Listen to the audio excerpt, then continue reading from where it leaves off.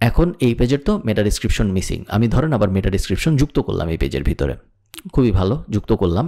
এখন এই যে আমি মেটা ডেসক্রিপশন যুক্ত করছি, এটা গুগল কি জানে? গুগল তো জানে না। গুগলকে কি আমরা ওয়েট করবো গুগল আসার জন্য? গুগল কবে আসবে কেউ জানে না এটা জানতে। সো আমরা যেটা করবো, আমরা ওই সার্চ কনসোলে যাব, সার্চ কনসোলে যে এইখানে এই ইউআরএলটা পেস্ট করব, পেস্ট করে আমরা গুগলকে বলবো রিকোয়েস্ট ইন্ডেক্সিং। মানে হলো এই পেজটার ভিতরে আমি একটা জিনিস চেঞ্জ করছি, আমি হয়তো মেটা ডেসক্রিপশন যুক্ত করছি, কিছু অ্যাড করছি, কিছু রিমুভ করছি, এই পেজটা আমি আগের থেকে আর একটু ভালো করছি গুগলের দৃষ্টিতে। সো আমরা গুগলকে বলছি তুমি এসে এই পেজটা আরেকবার দেখো। যখনই আপনি কোনো পেজে কোনো কিছু পরিবর্তন করবেন, আপনি সাথে সাথে সার্চ কনসোলে এসে ওই পেজটা আবার ইন্ডেক্সের রিকোয়েস্ট দিবেন, মাস্ট। ওকে, ঠিক আছে। So technical audit and technical fixes আমাদের শেষ হয়ে গেল। এরপর আমরা পরের স্টেপে চলে যাব, যেটা হলো on page analysis.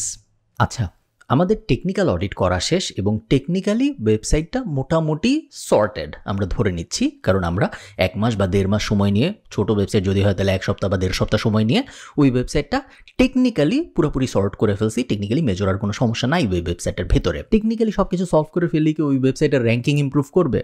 Ranking improve কি আদৌ করতেছে নাকি করতেছে না এটা কিন্তু আপনি অলরেডি জানেন, কারণ আপনি স্টেপ 2তে কিওয়ার্ড ট্র্যাকিং করে আসছেন, কিওয়ার্ড ট্র্যাকিংয়ের সেটআপ টেটআপ সব করে আসছেন। সো আপনি ওই কিওয়ার্ড ট্র্যাকারের ভিতরে গেলে আপনি বুঝতে পারবেন যে এই যে আপনি টেকনিক্যাল ফিক্সগুলো করলেন, এই টেকনিক্যাল ফিক্সগুলো করার কারণে কোনো কিওয়ার্ড কি উপরের দিকে গেল নাকি। শুধু কিওয়ার্ড দিয়ে বুঝতে হবে তা না, আমরা অলরেডি যেহেতু গুগল সার্চ কনসোলও রাখছি, সো আপনি কিন্তু গুগল সার্চ কনসোলের ভিতরেও যাইতে পারেন এবং সার্চ কনসোলের ভিতরে ইমপ্রেশন ডেটা অথবা ক্লিক ডেটা দিয়ে বুঝতে পারেন যে হ্যাঁ, আমি যে ফিক্সগুলো করছি এই ফিক্সগুলো করার কারণে আমার ইমপ্রেশন বাড়ছে নাকি অথবা আমার ক্লিক বাড়ছে নাকি।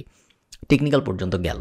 নেক্সট স্টেপটা হলো ইউআরএল ম্যাপিং, যেটা আমাদের অন পেজ এসইওর প্রাইমারি ড্রাইভার। এবং আপনারা যদি আমার স্ক্রিনের দিকে তাকান, আপনারা দেখবেন যে আমি একটা গুগল শিট ওপেন করে রেখেছি এবং এই শিটটা আপনারা আপনাদের এন্ডে কপি করে নিন যদি আপনারা সেম ফরম্যাট ইউজ করতে চান।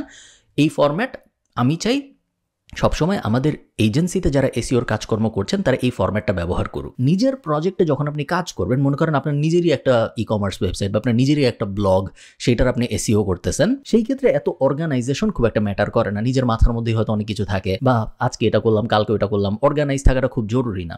বাট আপনি যখন, আমার ক্ষেত্রে আমরা যেহেতু এজেন্সি চালাচ্ছি, সো আমাদের ক্ষেত্রে অর্গানাইজ করে রাখাটা সবকিছু খুব গুরুত্বপূর্ণ, কারণ আমাদের সবকিছু আবার ক্লায়েন্টদের দেখাইতে হয়। সো আপনার এই ক্ষেত্রে আমি বলবো যে যদি পসিবল হয় অর্গানাইজ সবকিছু রাখতে, যদিও আপনি নিজের প্রজেক্ট করতেছেন, কারণ এটা একটা গুড প্র্যাকটিস।